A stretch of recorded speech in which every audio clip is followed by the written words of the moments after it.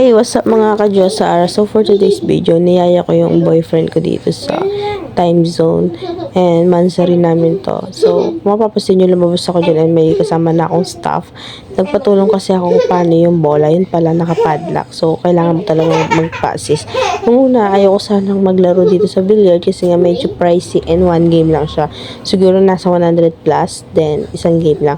Pero nakaka-enjoy naman pala siya saka hindi siya ganun kabilis kasi pag na-shoot mo yung bola, hindi mo na makukuha. And then, hindi naman namin siya nasushoot ka agad. So, nakaka-enjoy din. Then, after nun, tinuruan ako dito ng partner ko kasi hindi ako marunong mag-billiard. Tinuro niya sa akin, paano ganyan-ganyan. Kasi marunong pala siya and naglalaro siya dati. Pero sobrang tagal na daw nung tinry niya. Kaya gusto niya ulit subukan.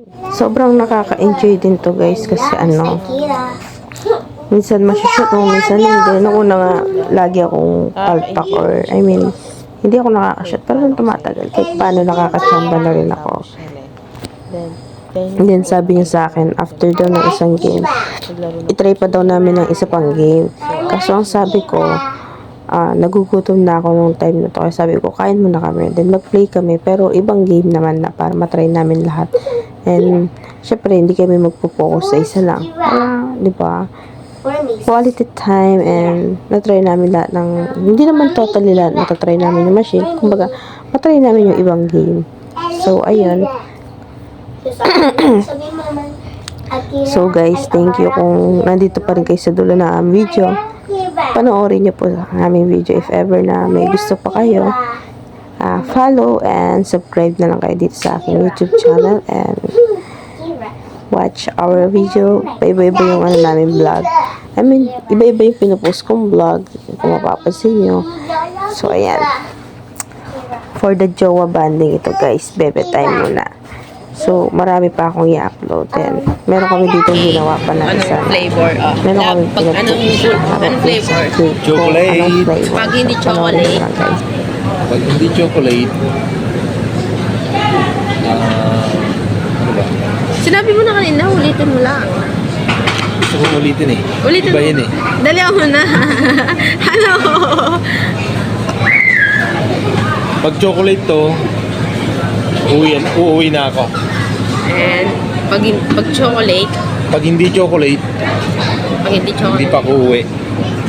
baliktad naman. Ang sabi mo, pag chocolate to, Pag chocolate to, uuwi na ako mamaya.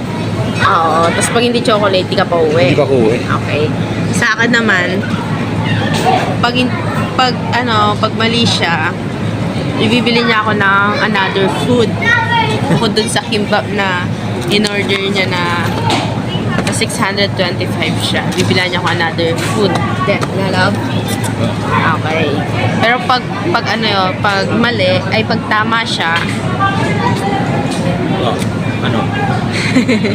pag tama siya, uuwi na siya mamaya. Yun ba? Okay, pag tama siya, ikaw mag-request pag tama ka.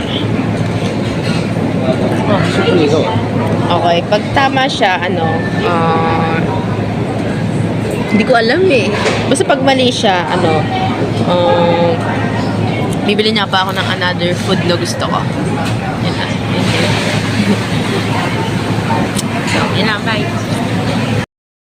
So, ayun guys, napagpasya na namin kung ano ba ang laman nito. Kapag siya ang nanalo, uuwi na siya. Pero kung di siya nanalo, dito pa siya. Sa amin siya matutulog.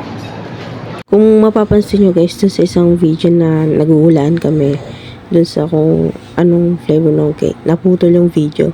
Hindi ko napansin na yung memory ko is full na. So, hindi na makapag-video ng another. Kaya, naputol siya. Then, nag-delete muna ako para makapag-video ko ng another. Katulad nito, nakapag-video ko na nagta-timelapse kami, kumakain kami.